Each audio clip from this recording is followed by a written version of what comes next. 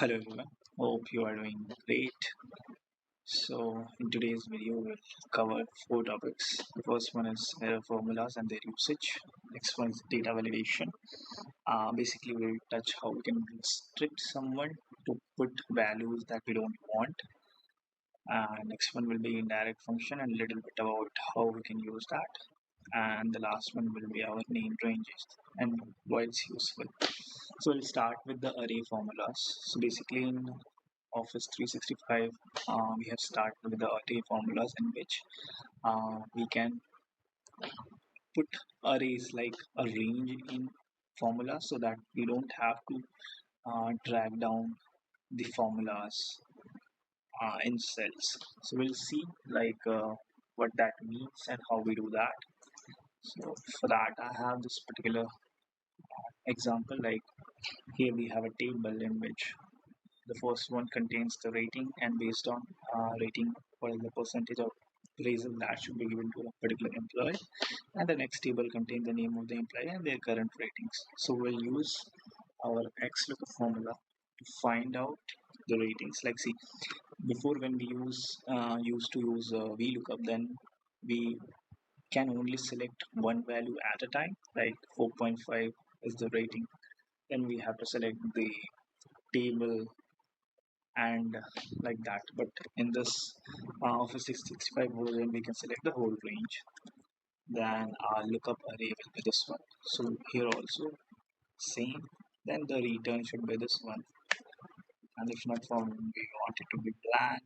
The next one is exact. So we'll go with exact match or the next bigger value. So this is what it means, like how we can use these array formulas to get things done easily. And this is basically used for larger calculations where we have a lot of values, so it's difficult to drag down the formulas every time. So we use this array formulas over there. The next is data validation features in Excel, and to restrict input values in the cell, how we can do that. Okay, so let's just take an example over here. Let's say we have some uh, database where we have some name of the employees working in an organization, their designation, and their department. And let's say if we want to put employee code for all the employees.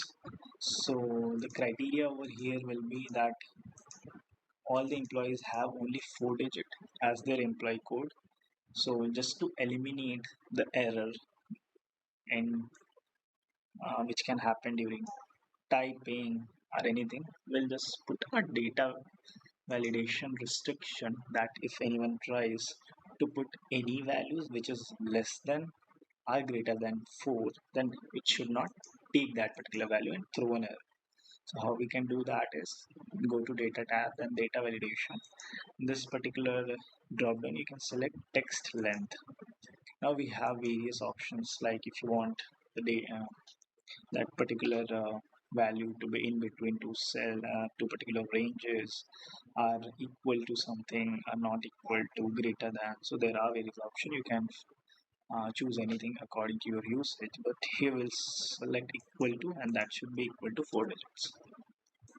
Okay, now let's see, this is 1 2 3 4, and this should any number. We'll put just randomly 4 numbers, and let's try to put only 2 digits. So it will throw an error like this value doesn't match the data validation restrictions defined for the cell.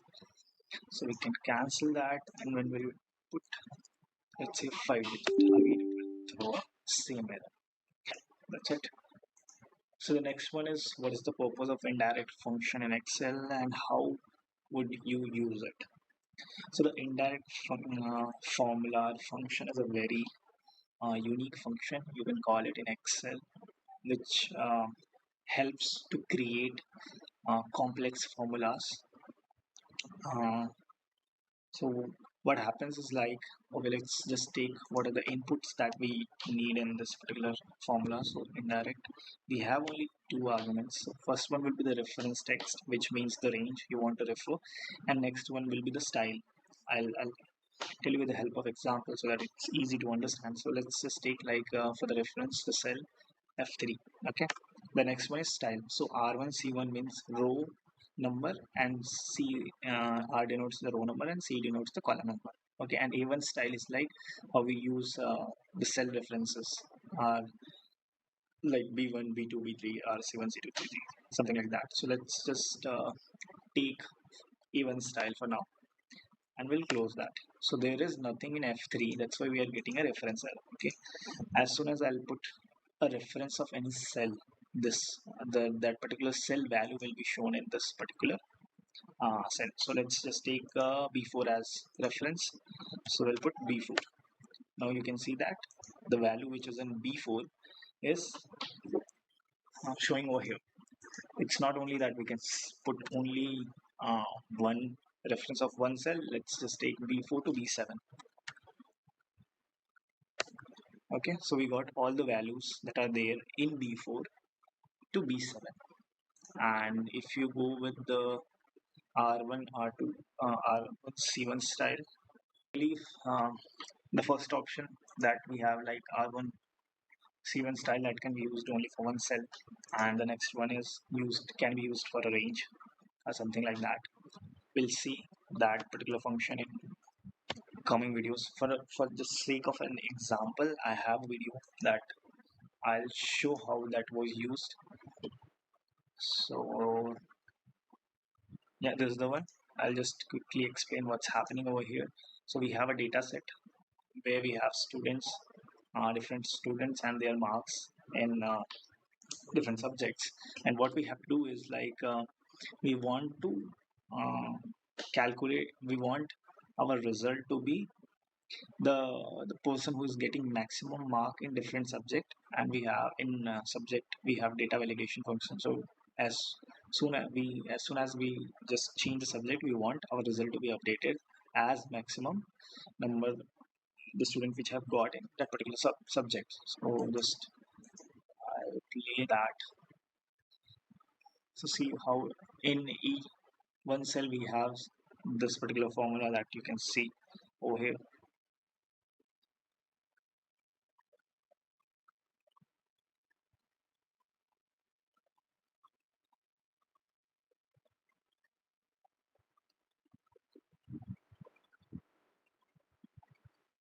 So Malik is the student that got maximum mark in market, then goes with operation and things like that.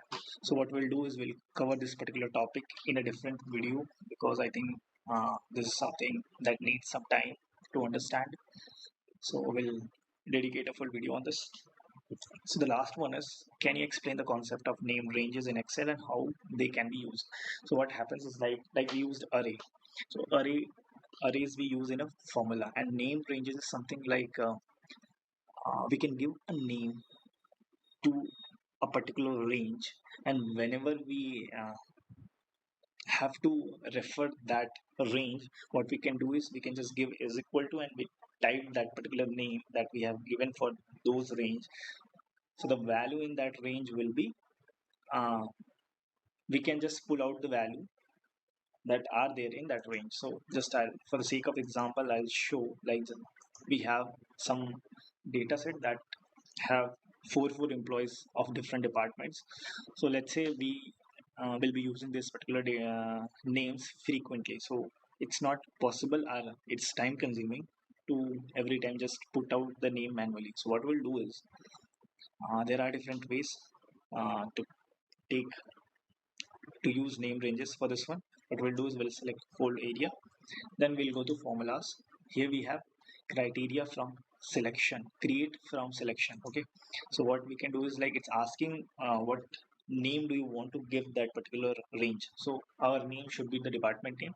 So this is the top row, so we'll uncheck left column and just do okay. How you can check that if that's done or not, you can go to name manager and you'll see this is the range name ranges that is created. Just to validate that we have got that right, so we'll put is equal to sales. Okay, we got all the employees name from sales department is equal to finance. Sorry.